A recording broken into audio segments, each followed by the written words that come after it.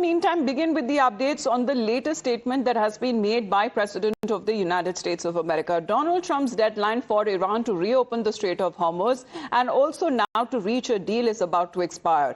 Now, the Middle East is on the edge once again as uncertainty looms over Trump's next move. Just last night, the president of the U.S. has issued a strong warning hinting at a major escalation. He said it clearly. Iran can be taken out in one night, and that night could be as soon as tomorrow. Even as the U.S. Secretary of War, Pete Hegseth, has warned of more strikes. Listen in. We have a plan, because of the power of our military, where every bridge in Iran will be decimated by 12 o'clock tomorrow night, where every power plant in Iran will be out of business, burning, exploding, and never to be used again. I mean, complete demolition by 12 o'clock. And it'll happen over a period of 4 hours if we wanted to. We don't want that to happen. Given that you are now dealing, you say, with a more reasonable, less extreme leadership in Iran, what does that mean for the protesters, for the human rights movement in that country after this conflict? Well, what's your expectation? Yeah, if they assume control, if we do something and they assume control, I think it's very positive, a big step. I don't think you'd see the radicalization that you have seen in the last. Look what happened. I mean, women are being executed because they're not properly clothed, they say. They're not properly clothed, and they execute the women. They shoot them right on the street. No, you have a much different group of people. Now, I'm not saying we are dealing with them. Essentially, they have till 8 o'clock tomorrow night, Eastern time. But we are dealing with them. I think it's going well. Mr. Witkoff is here, and JD's involved in the dealing. Mr. Witkoff is sitting right here, and I think it's going fine, but we'll have to see. Per the president's direction, today will be the largest volume of strikes since day one of this operation. Tomorrow, even more than today. And then Iran has a choice. Choose wisely, because this president does not play around. You can ask Soleimani, you can ask Maduro, you can ask Khomeini.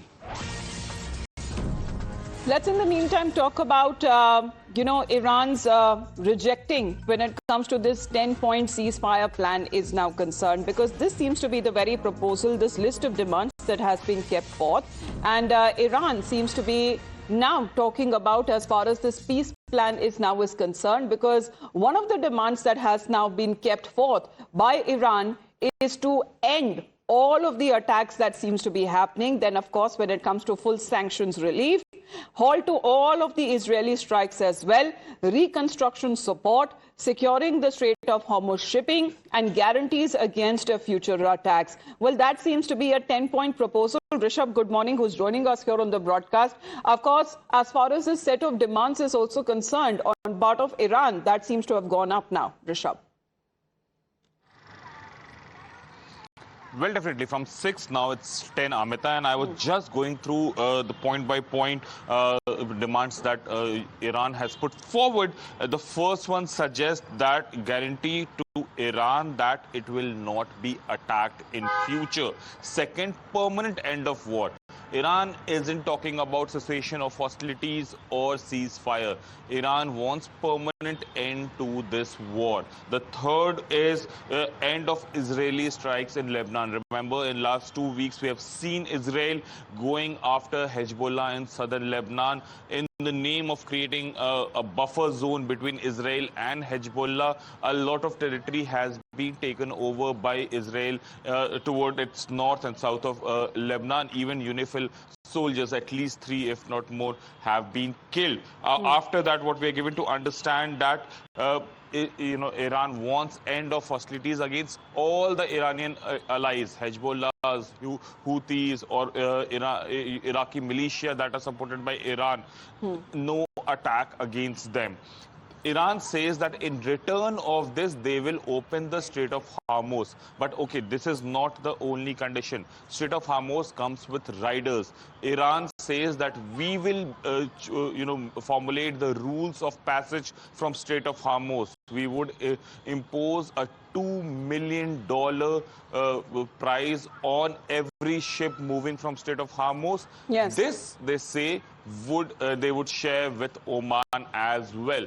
The last is like this money would be used for the reconstruction of Iran. Remember, Iran is pushing for payout for the war compensation for all the losses they have incurred in last 39 days. Now they are saying that, okay, if you can't pay us, we will put a fees on the ships crossing Strait of Hormuz, and using that money, we will reconstruct. But there has been a back and forth on part of Iran as well, Rishabh, because initially the report suggested that Iran has rejected all possibilities of the reopening of the Strait of Hormuz, even if there is a ceasefire plan put in place. So Iran doesn't seem to be in a mood, because in a way, Strait of Hormuz has been weaponized and effectively weaponized by Iran. Well, Strait of Hormuz is the flex point that Iran is using to ensure that there is pressure on Donald Trump. In last one month or 1.5 months, the war has gone on. Iran has realized that Strait of Hormuz is the choke point that gives a huge and humongous leverage to Iran, and it has been proven as well. The abusive rant that came in from U.S. President seals the need of Strait of Hormuz, and very clearly Iran now understand that if they continue to control Strait of Hormuz, there will be a security guarantee for them. So the Strait of Hormuz is being weaponized, it is being monetized, and it is actually being taken hostage by Iran to ensure that it works as a shield for Iran for any future attack. All right.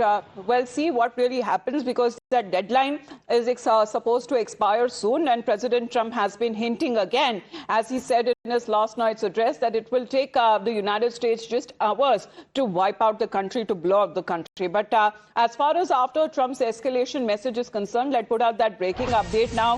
What seems to be Iran's plan there, especially when it comes to its critical infrastructure? Power plants is something that President Trump had hinted, saying on Tuesday it would be power plants and bridges now. So Iran has now called on its citizens to protect their power plants, because at the end, if power plants are hit, that means Iran's lifeline would be hit, the citizens would be affected. Iran has now been calling on its people to secure the power plants, and Iranian minister's message to a citizen is to form human chains at the power plants. Now, when it comes to this nationwide symbolic event that is now being seen, I mean, Rishabh, won't it add up to the troubles as well? Because if there is human civilization, what we are looking at, in a way, also get targeted when Trump hits certain power plants in the region, then the message would be going across is huge. Now, what is Iran doing? It is involving its people in this war.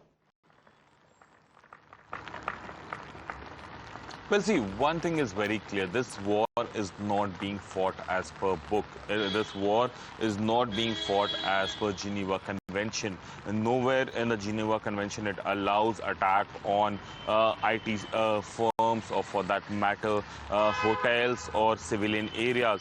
We have seen both sides, be it Israel or be it US, or for that matter, Iran. All the three key players in this war have deliberately chosen the civilian infrastructure as well. Only yesterday, the Haifa residential area was attacked. We have seen similar attacks in Tel Aviv as well. This is what Iran has done. When it comes to US and Israel, we have seen Tehran industrial area, Tehran residential area, Qom, Isfahan, Bushehr, all these areas have been attacked. Nuclear facilities have been attacked. All this comes as a violation of Geneva Convention. But that the war rages on. So now that Donald Trump is openly threatening that power plants, bridges, infrastructures would be attacked, and it would be decimated by 12 p.m. their time, Eastern time, tomorrow, it is very clear that now the war has reached a point where both the sides want to ensure that the other side is decimated. Iran do understand that till the Strait of Hormuz is under their control, things are still and under Israel their seems to control. be ready also But with the strikes, waiting for a go-ahead on part of the United States of America, because the Prime Minister of Israel has been issuing similar statements as well. Please do stay on with us, Rishabh, because we're going to put out that statement by Prime Minister Benjamin Netanyahu, who in a way does not want this war to stop. And he held a conversation with President Donald Trump, and he in a way advised the President of the United States against agreeing to a ceasefire with Iran at this stage in particular. And this report after, hours after Pakistan brokered draft proposal for a temporary 45-day ceasefire was submitted both to Washington and Tehran. However, Iran has rejected the offer and has demanded nothing less than a permanent ceasefire. Let's connect with Patikrit on this. Patikrit, good morning. Several angles, what do you believe would be the main highlight that came in from President Trump's last evening address? Because he seems to be saying that agree to our terms and conditions or it will be hell. Well, I think it's very difficult to presume that either side will agree, because the conditions that America is giving to Iran to completely give up its nuclear weapons, that is not Iran is going to agree. And Iran asking America to completely, give guarantee for that there will be no future attack, or there has to be reparation for all the damages. I think it has reached a stalemate, complete status quo. No way either side will agree. But if Trump goes for all these attacks that he has claimed he would do, in retaliation, what would happen is this: that Iran would attack the similar installations of the Arab states. That means in the Arab states of the vicinity, there will be power plants, desalination plants, food processing factories, and whatever else. So it's going to be mayhem if it happens the way, they have projected it to carry on. And invariably, this is going to be a war which will no more remain a war of these elements only. If that what Trump has said he would do, if he does it, invariably there is a strong possibility that the Russians and the Chinese will increase their support and help for Iran to continue the war. Right. So it's going to be more than just a local conflict. It's going to be a regional, or probably convergence of larger conflicts can actually happen. All right, Patikrit, thank you very much for joining in. Well, that seems to be, as far as the objective for Israel is concerned, completely different from the United States of America, because Prime Minister Netanyahu seems to be warning President Trump against holding this ceasefire and agreeing to a ceasefire term with Iran that he believes would carry significant risk as well. But in the meantime, let's explain to you the pictures that have been coming in.